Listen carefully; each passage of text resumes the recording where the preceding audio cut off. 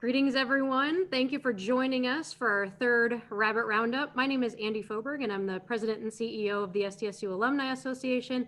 And I am joined today by head coach of the Jackrabbit men's basketball team, Eric Henderson. Eric, thank you for joining us. I'm going to go turn the floor over to Eric shortly, but if you have questions for Hendo, please feel free to submit those in the Q&A feature at the bottom of your screen. Eric Henderson enters his second season as head coach of the Jackrabbits and the reigning Summit League Coach of the Year. Coach, thank you so much for joining us today. It's great to be here, Andy. It's certainly some different times, but whether it's in person or over Zoom, over cameras or whatever, it's always good to connect with Jackrabbits, whether alumni, fans. It's always a special time. Excellent. Here, let me do this. Sorry, here we go. We're back.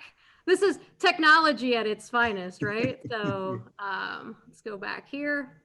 All right. So just a reminder, if you have questions, go ahead and put those in the Q&A. One of our first questions came in the day we announced you would be joining us. The day that we said you're going to be our guest, this is the question that came in. It is something you have virtually no say in, and I'm guessing it is the thing you get asked by most right now. Information went out to season ticket holders on Friday with options, but Coach, let's talk about fans attending games at Frost. What can you tell us? Yeah, it's first of all, it's certainly what makes Frost really, really special. Many people, when we put out on social media our record, we have the best winning percentage in the last 10 years in all of college basketball at Frost Arena. So we obviously, I'm very proud of our players and former staffs and former players, but a big part of that is our fans. So as far as this upcoming season, I know our administration is working really, really hard to give our fans opportunities. I think it's still a work in progress. I think there's some light at the end of the tunnel. I think there's some promise. I think there's hope. But with these times right now, I'm not going to guarantee anything, Andy, but I'm certainly hopeful. And because two things. Number one, I know I talk to Coach AJ often as well, and he's really excited about his team, and so am I. And we love to share what we work on all the time in front of our fans, and it really makes playing at Frost Arena really special. Well, and you hit on it, right? There's no secret that playing at Frost, that being at Frost, if you're a fan, I'm sure coaching at Frost is a special place. The home record alone is enough to make scheduling a little bit of a challenge. In this COVID environment, making travel a challenge has to make things even more challenging, just challenges upon challenges. How did you even start those conversations with teams, and how's scheduling going? Yeah, scheduling is always an interesting piece, an interesting task, and like you said, our success at Frost Arena is something that really makes it difficult in a normal season. It's really difficult to get home games here and get good teams to come into Frost Arena because hopefully we know what their outcome's going to be. But this year made it extra difficult, and with the challenges that we had, as far as just starting to put together a schedule, the first and foremost thing we looked at was the safety of our guys. And when we looked at that, it was going to be really, really important for us to be close to home, to be, whether if we're playing at home or whether we're playing on the road, are we able to drive there? Are we able to get there safely? And so that was at the forefront. And then the second thing we always look at is, we want to challenge ourselves. We want to make sure we're putting a schedule together that prepares us for the Summit League and maybe more importantly for the Summit League tournament. And the better competition that we play, we feel like the more prepared we'll be. And so those are the two things that we looked at when we're putting the schedule together this year.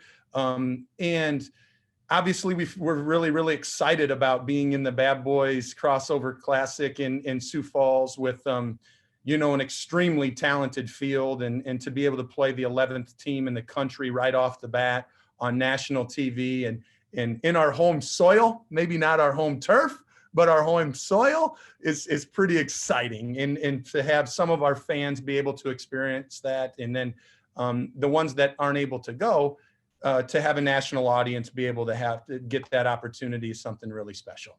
Yeah, that national audience, just that exposure, all of that really exciting for the program and frankly for the university, for alums of, kind of all stripes. We're pretty excited about that opportunity.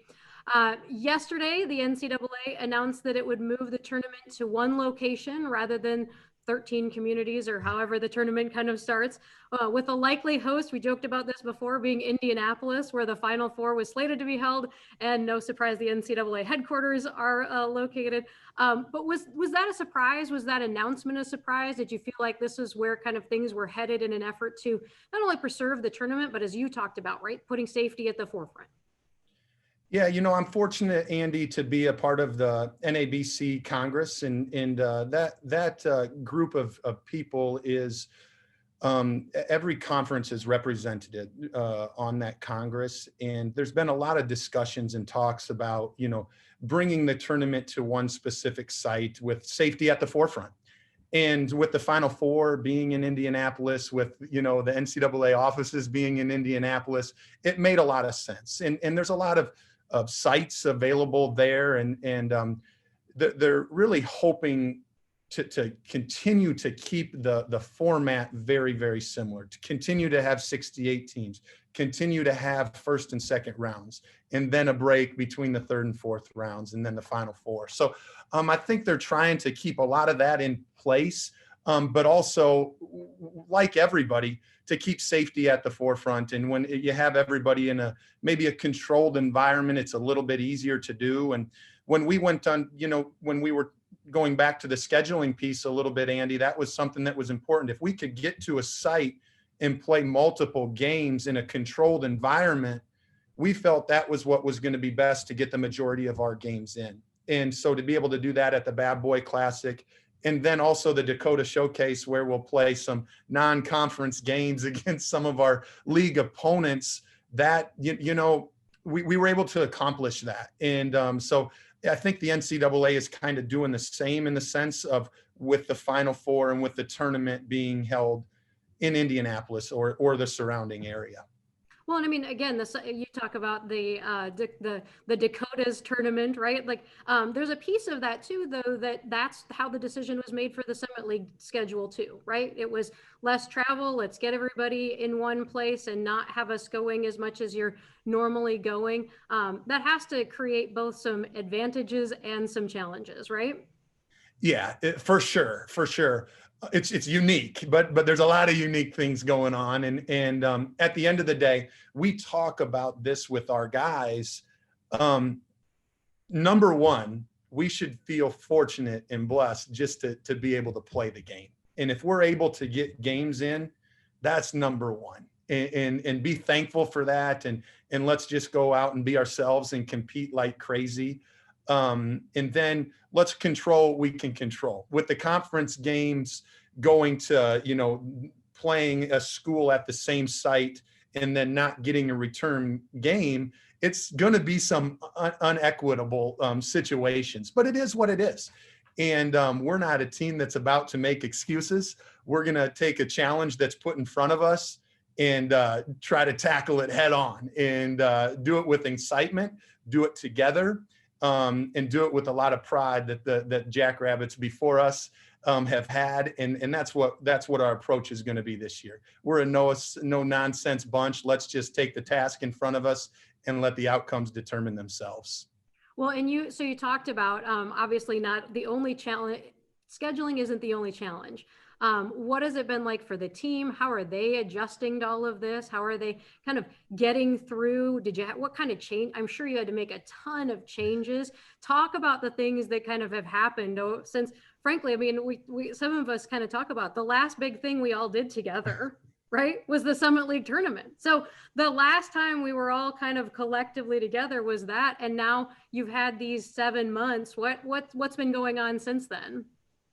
Well, unfortunately, we have a bitter taste in our mouth from that Summit League tournament, and but I'll tell you what, Andy, been a that's helped motivate us Well, I too. was just gonna say that And that's in your gut, right? That's a driving force, right? oh man, I still got a little knot in my gut from that. It's obviously there's a few things that happened that were unfortunate with Doug going down and things like that, but we still felt like we had opportunities. So there's some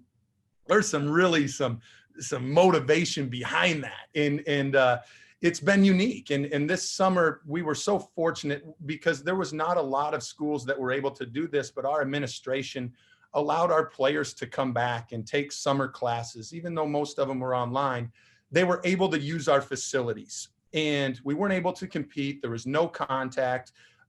We couldn't coach them or anything like that, but they were able to spend time in our gym, and we were able to give access to our guys in the weight room, in the gym. And they really took it upon themselves to put a lot of time into their skill development and create better habits and really just work on their game, and not only their strengths, but some of the things that they wanted to get better at.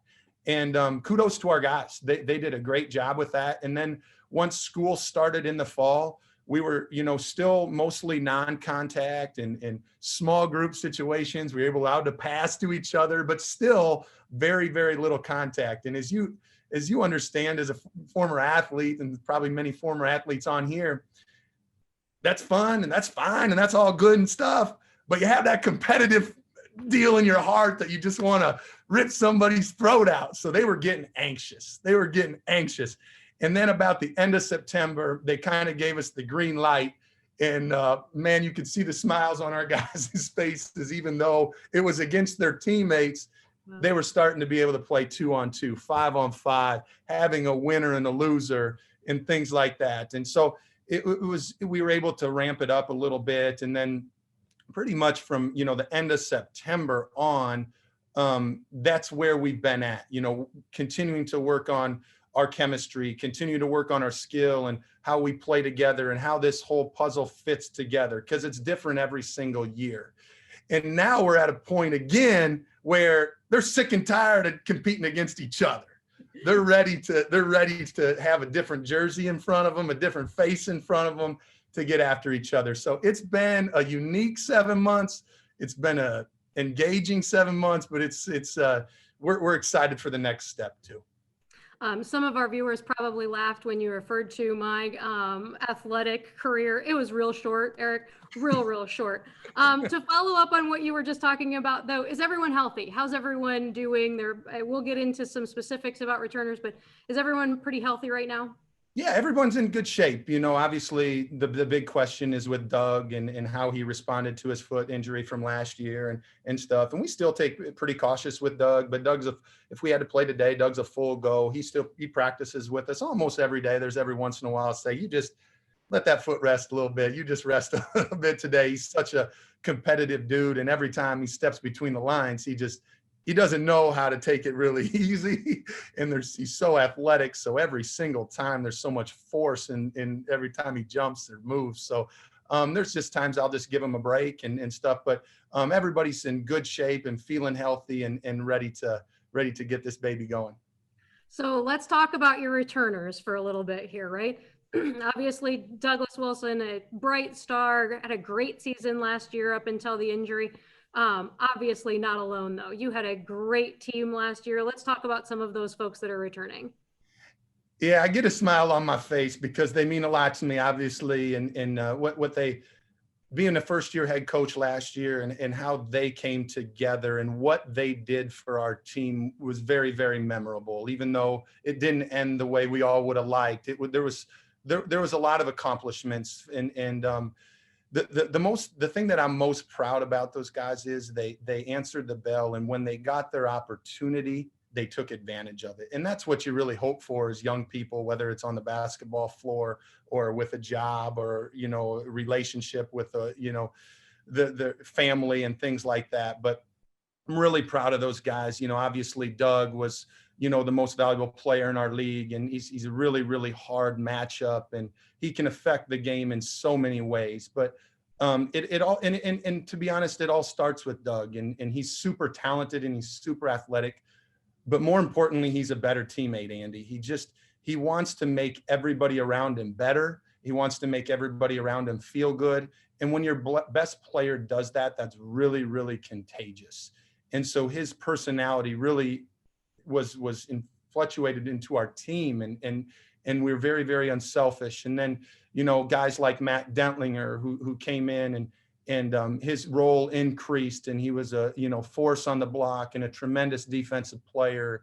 And then, Alex Arians, we moved him to the point guard for conference play, and he just gave us a steady mind, a steady hand, where we felt really, really comfortable out there, and we had great purpose when he was playing the point guard, and just really can trust him and count on him every single game. You know what you're getting. And then, guys like David Wingett, Noah Friedel and Baylor Shireman, all freshmen that came in and had a huge impact on our team. And obviously Noah gets most of maybe the credit because his scoring is maybe a little bit more, but all three of those guys made huge impacts. And but they too were hungry to get better and hungry for more this year. And so it's those guys coming back, and then you throw in guys like Matt Mims and Trey Buchanan, who want to increase their roles this year. It makes it for an exciting season. And the thing that I'll say last year that has carried over this year, two of the traits that I really enjoyed about our team last year that I've seen even maybe expanded this year is our willingness. Number one, our willingness to share the ball and play together is really fantastic. And when we do that, we can be a really special team. And then secondly is just our ability to compete and play at a high, just play really, really hard and don't worry about necessarily things you can't control, but just play really hard and let everything else worry about themselves. And so I look forward to continue to add to those traits and continue to get more consistent. And we got to get better at rebounding. We got to be a better defensive rebounding team. And we got to make sure we guard the ball a little bit better and do it with some unity defensively. And if we can do those things, I'm hoping our team can take some, even more steps forward. Well, you talk about, first of all, we're all excited that the young team, right? Like you can just kind of see where things are going. A couple of follow-ups to that. So they announced that you would have an extra year of eligibility because of this year being so weird, for lack of a better word, right? Yeah. So what does that mean for your team? What does that mean? Have you had conversations with players about, are you going to use your eligibility? Because obviously it has ramifications down the road for who you're recruiting and how you're recruiting and what you're recruiting, right? So talk about that extra year of eligibility a little bit.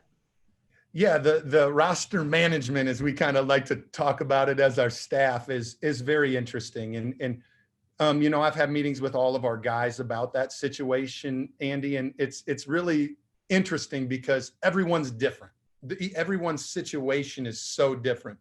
But the thing that always comes to the forefront is I love being a Jackrabbit, and for the most part, they want to be here as long as they can. And so that's exciting. They enjoy their team, they enjoy their teammates, and so that's really cool to hear that from them when you're asking about that. Hey, what are you thinking about? Guys like Alex Arians and Matt Dentlinger, they could be here 6 years, and Alex could be a 5-year starter.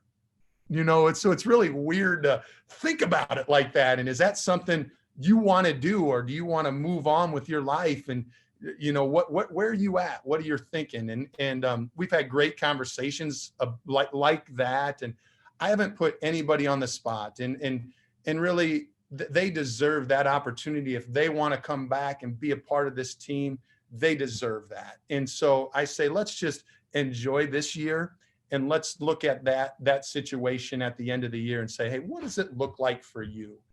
We've signed a couple of young kids that this fall already that we're super excited about as well. So we're going to be super, super young for quite some time. And so how that affects recruiting is so weird. So there's a lot to think about in that sense. Well, because you mentioned it, let's talk about National Signing Day. It was last week. You signed 2 recruits. Tell us a little bit about them. Yeah, first one is Broden Lean, from Flom, Minnesota. He's extremely versatile, big kid that, he's about 6'8", about 225 pounds already.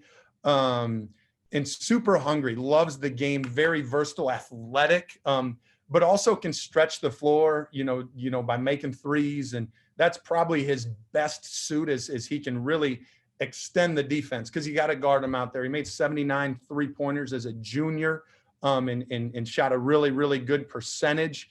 So that was a number that I really like and am excited that he can bring to the table. Defensively, he has to, continue to get more physical and understand the physical play of college basketball. He decided to go to a prep school in Cleveland, Ohio this year, and he's kind of been back and forth. They've had some COVID issues and stuff, but he's already playing basketball games. And so Broden is somebody that we're really excited about. And then Zeke Mayo from Lawrence, Kansas is a combo guard that is really very versatile as well. He can score it at a high level, has very deep range, but also is a great passer, can distribute to his teammates, creates opportunities for others, but also has the capability of being a huge impact on the defensive end. And his ability to get downhill and score it in multiple ways is something that I'm really excited about and something I think this team can use going forward. So both those guys are good character guys, both high-level students that really are good. We're going to be great guys in the community and fit really, really well with our team. That's exciting. We have a question from Pat in Cedar Rapids. Pat said, I realize that basketball increasingly is almost positionless and that you value versatility, but it seems like your team is guard heavy. Given that, how do you balance court time for players at essentially the same position and compete defensively? You've talked about the need for defense and on the boards against bigger teams. Yeah, that's a great question. And, I think our team is very, very versatile. We got different, the way I look at our team and what really, really excites me is we have some guys that can play multiple positions. For example, I look at guys like Baylor Shireman, who really can play anywhere from the point guard to the 5 spot, which he did as a true freshman. David Wingett's in a very, very similar spot. He's played anywhere really from the 2 to 5. And that allows us to be very versatile, to get some minutes for guys that maybe everybody looks at as guards per se, and how are we going to play maybe some more guards than bigs. And Doug is I look at Doug the same way. Doug played the 3, 4, and 5 all last year. So to be able to have personnel that's very versatile, that can play a lot of different positions on the floor, and we have 5 or 6 guys like that, it makes it a little bit easier to play different guys, or maybe more guards or more bigs. It's interesting you say, Pat, that you say that as far as, basketball seems very positionless. And for the most part, I agree with that. And our team, I would say, is very unique in that sense, where we probably lead the team and lead the country in post feeds and play through our post more than most teams do in college basketball. And it's been something that's gave our team a niche. And once we found that identity, quite honestly, our efficiency and the way we played and the success that we had when we were playing really went to another level. And so it's something that's exciting and makes our team unique, which we want to be different. We want to be somebody that people have to prepare for uniquely and they're not used to. And with Doug and Matt and Baylor and Davo and guys that we can play through, and even new guys like Luke Apple who will get opportunities, that's something that I really look forward to as we move this season along. So you talked about it a little bit at the top, opening up the season against a ranked opponent. You have a relationship with the head coach of Creighton, kind of a mentor, I would say, probably at some point maybe in your career. So talk a little bit about what that's going to be like, and maybe just kind of a little bit about your relationship with Coach McDermott.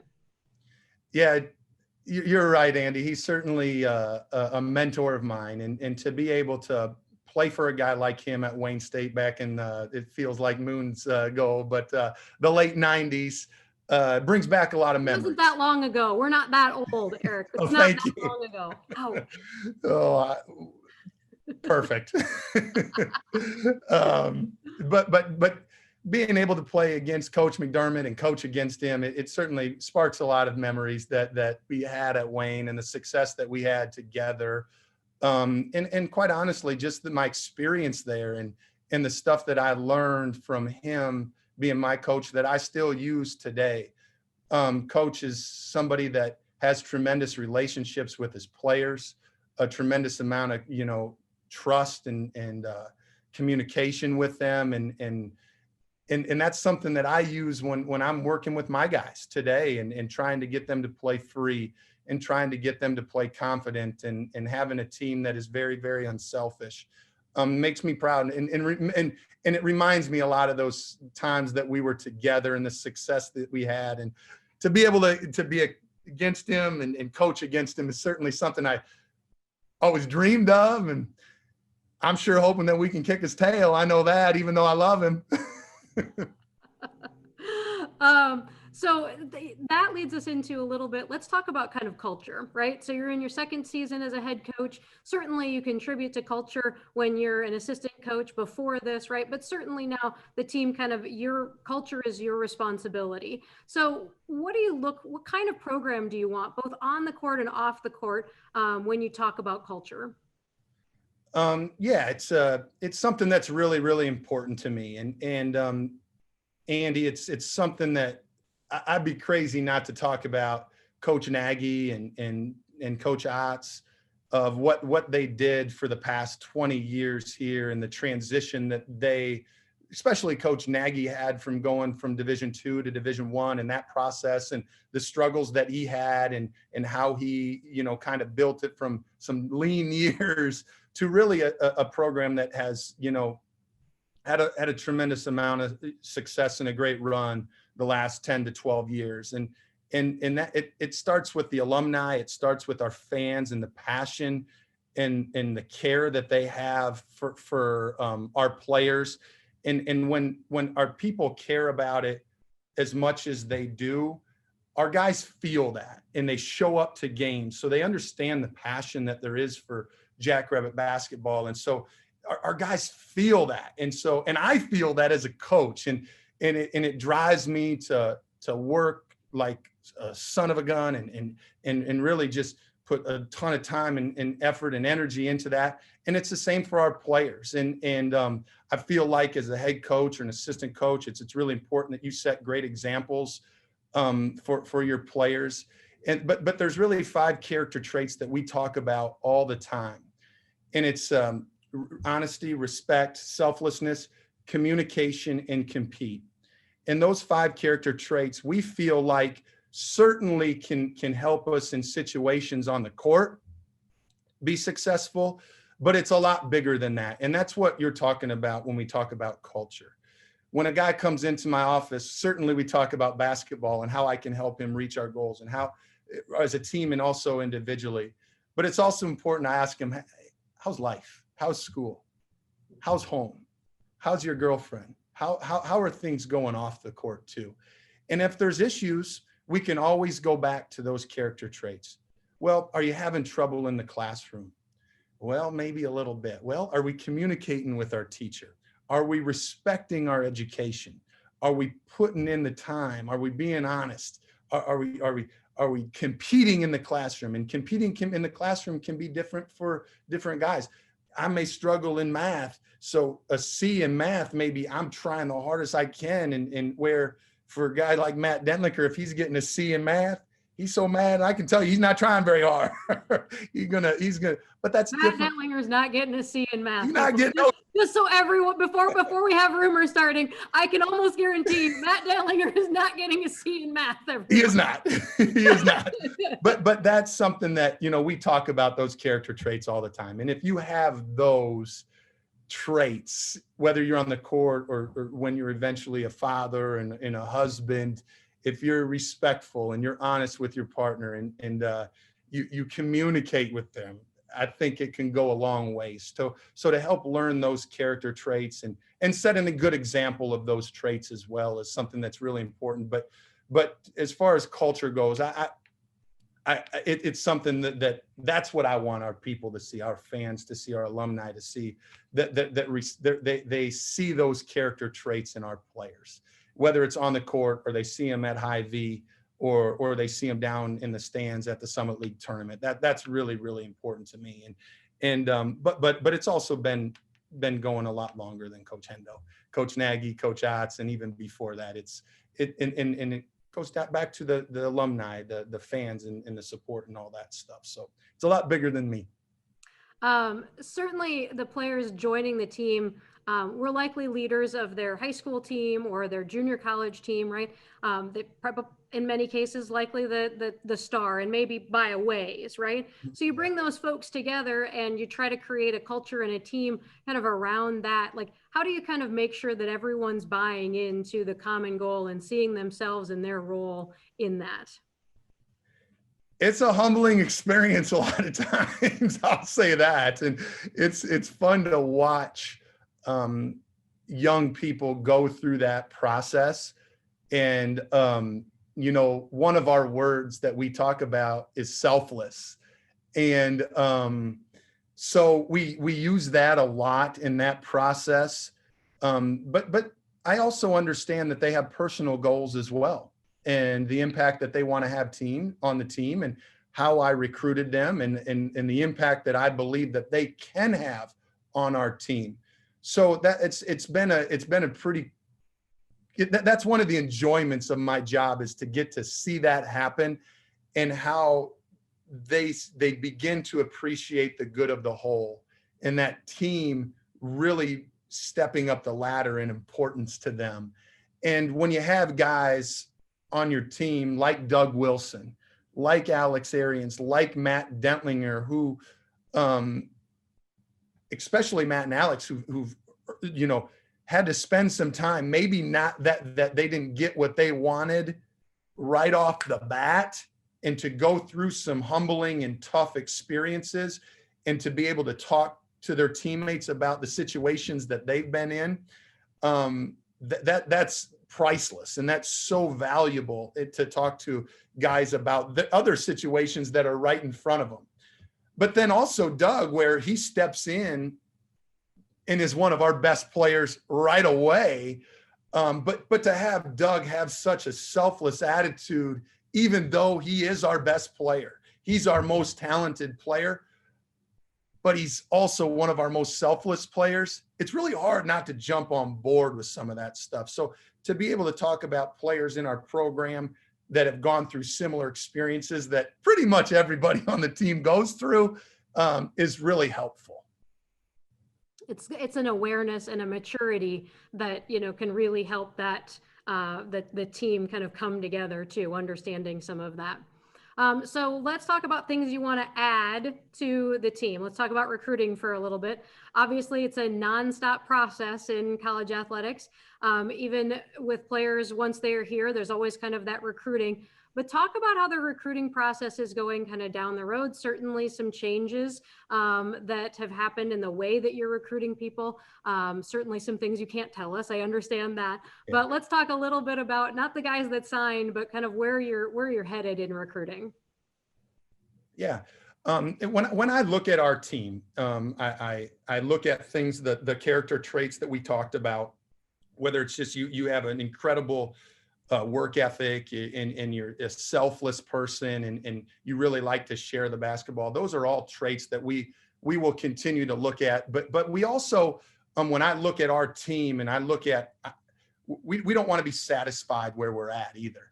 And so when I look at going forward, we want to continue to recruit highly skilled players. But we also, I think it's important that when we look at the future and we look at our team, we need to increase our athleticism as well. And so that's something that when we're looking at young kids, that's something that is at the forefront, is how can we continue to recruit skilled players, but also how can we increase that athleticism as well? And, we always and always will look at our home turf first, but that's not always possible to find those players here.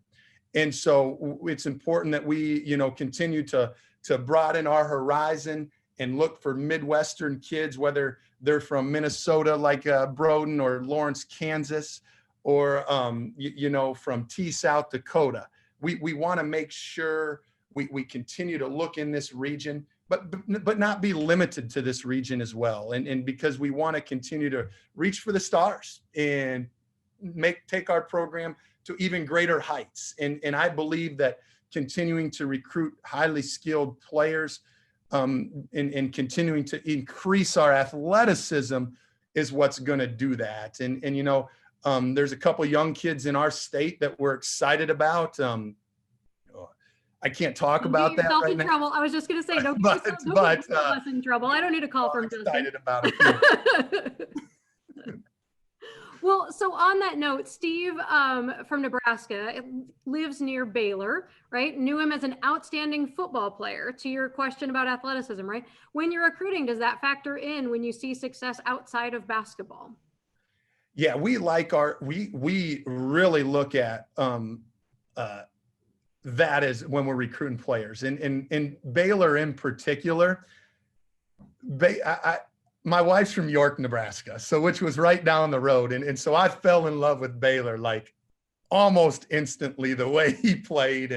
And so, but when I look at Baylor and the success that he had on the football field in particular, it showed some of that competitive spirit. It showed that competitiveness is something that we feel like is going to be in all aspects of your life. If it's going to be even on the court, if you show it in more areas, it's even going to be exemplified in the sport that you love. And so we put a great value into seeing that if students are going to compete in other avenues, whether it's football, whether it's baseball, whatever, we like to see that. And then when they're successful, like, Baylor was at Aurora High School, it's kind of the icing on the cake. It's pretty special. Just a reminder for everyone, if you have questions for Coach Hendo, please put those in the Q&A. So I don't even know, Tim wants to know if Baylor considered playing football when Jabari Gibbs was injured, or is that you're like, well, we hid him from Coach Dick. I mean, I think you should have just hidden him, right? Yeah, we didn't let him leave the basketball court. I know that. So we were in the heart of our deal. And even though Baylor really enjoys football, he really has a true passion for basketball. And the way he sees the floor on the basketball court is so special. And I always enjoyed watching him in high school and how he was able to adapt to the college game at such an early stage in his career was really special. He learned a lot during the non-conference games, and he really had a great conference season. So we're gonna be a little selfish, even though I talk about selflessness right now, Andy and Tim. Sorry, Stig, but we're gonna keep our hands on him right now. We'll all promise not to mention any of this outside of this call. We won't tell Stig at all. So we talked about kind of incoming players. The game has changed a little bit in the amount of transfers, and obviously Douglas Wilson, we were the great benefactor of a JUCO transfer. Talk about transfer a little bit. Yeah, it's an interesting dynamic, and we had two tremendous young men transfer from our program last year.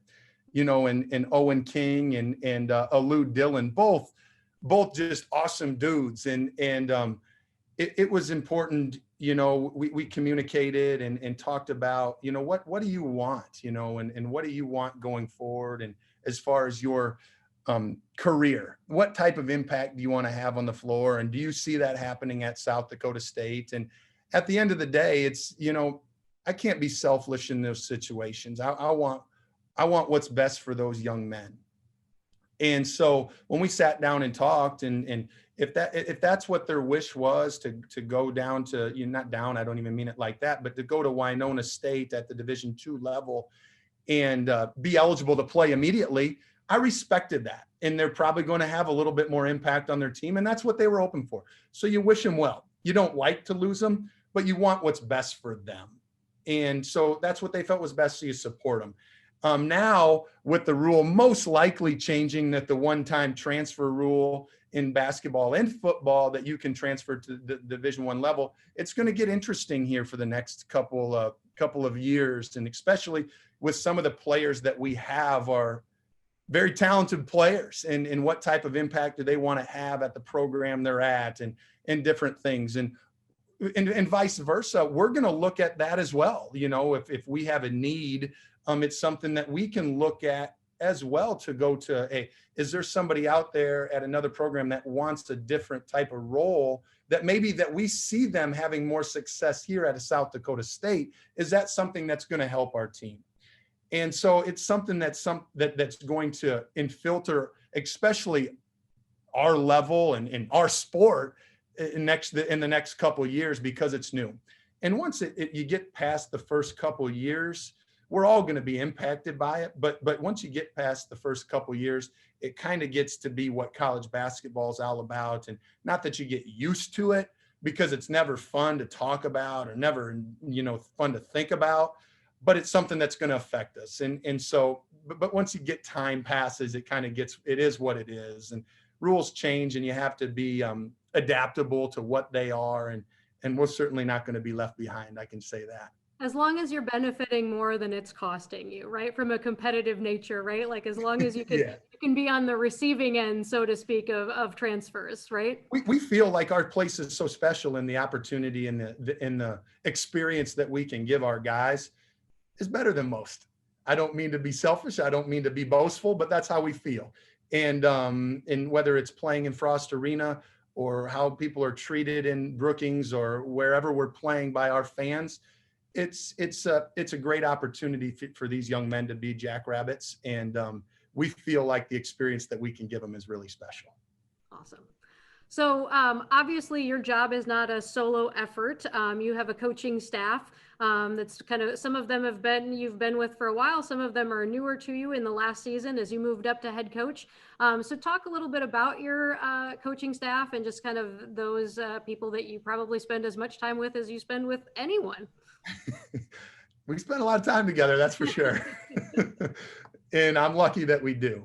I really am. I'm very blessed to have a group of coaches that are tireless workers, that are really talented, and they're not afraid to challenge me when I feel like I'm doing something that they don't agree on, or they're not afraid to tell me. And I think that's really important. You know, Coach Klink has been here 15 years. He has a great pulse of what's been successful here, and what he went through some of those lean times too with Coach Nagy. And so the value that he brings to our program is insurmountable. And I'm so thankful for him to stay along for the ride and continue this journey with me.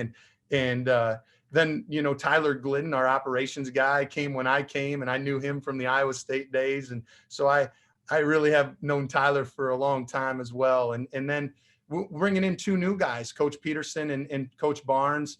They always had a great appreciation for South Dakota State from afar, but then to bring them into the mix and to let them experience that firsthand, and to let them make their impact in thumbprint on our program has been special. And they've been great assets, and by the way they recruit, and by the way they work with our guys and build relationships with our players. It's been awesome. And then, obviously the old faithful Reed Tellinghusen is sticking around, and the impact that he has in the maybe the relationship that he has in the, I don't know what the right word is, but being a former player here. So to be able to relate to our current players is awesome. And to tell them, and how much they need to appreciate that when maybe they don't appreciate as much as we'd like, or whatever. But and to watch him grow as a young man and as a coach as well has been phenomenal. And then we brought a new guy on, Billy Brown from Spirit Lake, Iowa, who played at UND. So he's a former foe like me, being at North Dakota State. So we try really hard. We look past it. I forgot about that. So but to be able to feel that and how special it is to be a Jackrabbit, and what maybe is different about our place than other places. I'm not saying the other places don't have unique, special things about them, but our place is so special and so unique, and to value that and appreciate that. He's really enjoyed it, his time with our guys and our staff and learning. And it's going to be fun to watch both him and Reed, jump up the ladder of coaching, I guess. So one of the questions that came in while we've been talking is, can you explain how kind of the COVID rules work if a player or a coach test positive? Clearly that's had some impact on some games that are in those football teams that are playing right now. But, kind of once you get into the season, how will that work? Do you know? Maybe. Yeah, it's ever changing. I'll say that. Exactly. But they've been pretty committed to what our protocols are, and what's gonna what are we going to look at as a contact tracing or a direct contact, or obviously a positive test. Now that we're this close to the season, we're doing asymptomatic testing, Andy, and so that obviously comes into some more contact tracing and things like that. But where it stands today is if you have close contact with anyone in a 48-hour time frame, you're going to be considered a close contact, and you're going to be out 14 days. What we've done as a team, and to give our team and the best chance to play on November 25th, is we've really scheduled our practices accordingly to try to keep our kids safe, number one, but also to stay out of some of that contact tracing, number two, where if somebody does test positive asymptomatically, that it doesn't affect our whole team. And so we've been fortunate enough to be able to run into that situation a couple of times where maybe one of our players has tested positive, but it hasn't impacted our whole team because of the way we've scheduled our practices. Now, if we have a symptomatic test, that's a whole different deal, and it's going to impact the team. And most likely those situations, you're not going to be able to, schedule around some of that stuff. So it will impact our whole team, and we're hoping that it doesn't knock us out, but it is what it is, and you can control what you can control. We talk about being safe and socially distancing, washing your hands, and all that sort of stuff that helps, but you can't control everything. And so that is what it is. And if a kid tests positive, the NCAA just came out with data from the CDC that if a kid has tested positive, they don't have to test for 150 days. And so that will, I think, be helpful as we look forward to our season. If there are some tough moments that we have to not play games in a certain amount of time, I think moving forward, I think there'll be opportunities to play games because of some of the protocols that are in place. So certainly a uneasy feeling, but I'm optimistic. Never any shortage of challenges when it comes to coaching. Gary asked, how do you evaluate whether or not to recruit an athlete who may have opportunities to play at a bigger school or a higher rated conference, some of those kinds of things, right? Like, how do you kind of make your determination when to go and when to maybe not? Awesome question. And there's been a couple examples here of late where we were in that situation, and we decided that maybe we're going to continue to stay the course, even though some quote unquote larger schools have started recruiting some of the players that maybe we got on earlier. And I guess to answer the question specifically, it all depends on that relationship. And we feel like the earlier we are in on some situations, the deeper the relationship, the stronger that relationship is, maybe the longer we can last, and maybe the longer that we can stick in there. For example, I look at Caleb Grill a couple years ago, where we were able to, get a commitment, and obviously he didn't end up here, but he committed to us over some Big Ten schools. And I think, the relationship that we had with Caleb and his family, from being in his gym, being the first Division I school, in his gym, I still remember going there and talking to his dad and calling TJ when I left the gym and saying, we need to get on this kid fast and we need to build a strong relationship. I think that's a big part of it. And I can say the same thing with Zeke Mayo, who we just got. He, it was a very similar situation. We were one of the very first Division I schools to go see him, to get into his gym, to start talking to him and building that relationship with his family, and him wanting to come up to campus last year in the fall was huge for us, especially when all the campuses decided to close and he wasn't able to go visit any campuses. He's been to ours. He's met us face to face. We've spent time with him. And that relationship was so huge. And even though, Tulsa came in and Loyola Chicago, who was a Final Four team a couple years ago, and Kansas State started sniffing with him late, we weren't going anywhere. We were ready to fight because of that relationship that we had with him and his family. So this is one of those questions where the list is probably long, but what's been the hardest part of the last 7-8 months? Without doubt, we're getting to know each other better, Andy, but I'm kind of a people's person, and I like being around people. Low energy, everyone. He doesn't really like people, and he's real low energy. So it's been an easy time for him. Come on.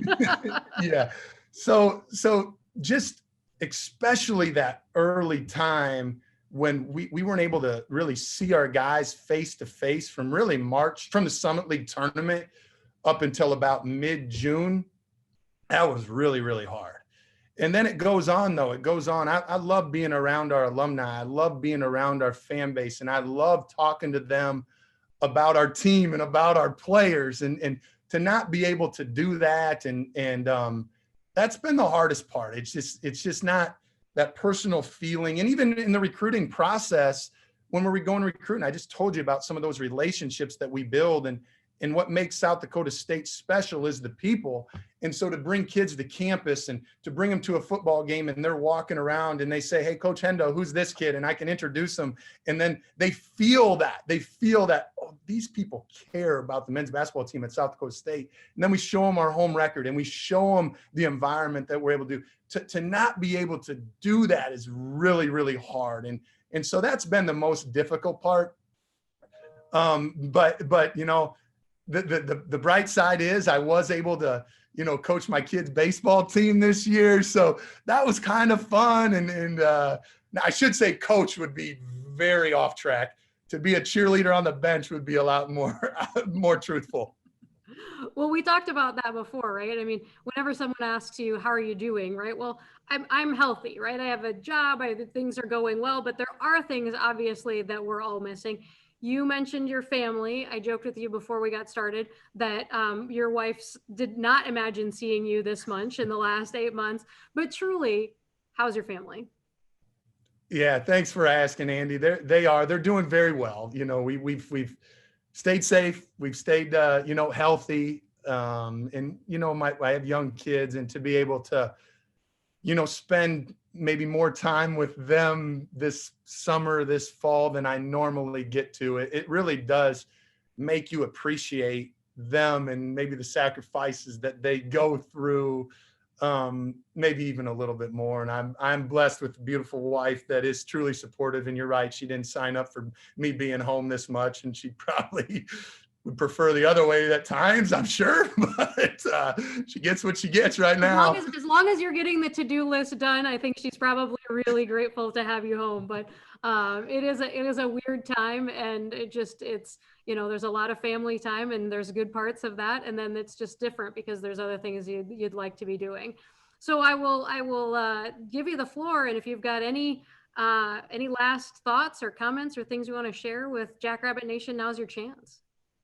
Well, I do, Andy, I do miss those times getting to them face to face, but I appreciate opportunities like this to be able to speak to them, especially about our team, and how excited I am about them, because we have, I'm really looking forward to this year, but we have great kids and they deserve an opportunity to get out there and kind of, show what they've been working on this past, 7 months. And we still have a very bitter taste in our mouth of what happened from the Summit League tournament. But to all of you guys out there that are on this chat today, we appreciate everything you do for our program, the support that we get from you guys and the atmosphere that you guys help create, whether we're at Frost Arena or wherever we're at. It's so incredible to see, wherever we go, there's some blue and yellow, and it's reassuring that Jackrabbit Nation is as strong as ever. And this too shall pass, and we're going to come out of this stronger than ever. And I look forward to the days that we're able to see each other face to face. Well, Eric, thank you so much for joining us today. Jackrabbit Nation, thank you for joining us today. We're going to take December off, and we'll be back January 19th. When our guest will be women's basketball head coach Erin Johnston. So be on the lookout for the registration for that soon. Again, thank you all for joining us today. Happy Thanksgiving and stay safe.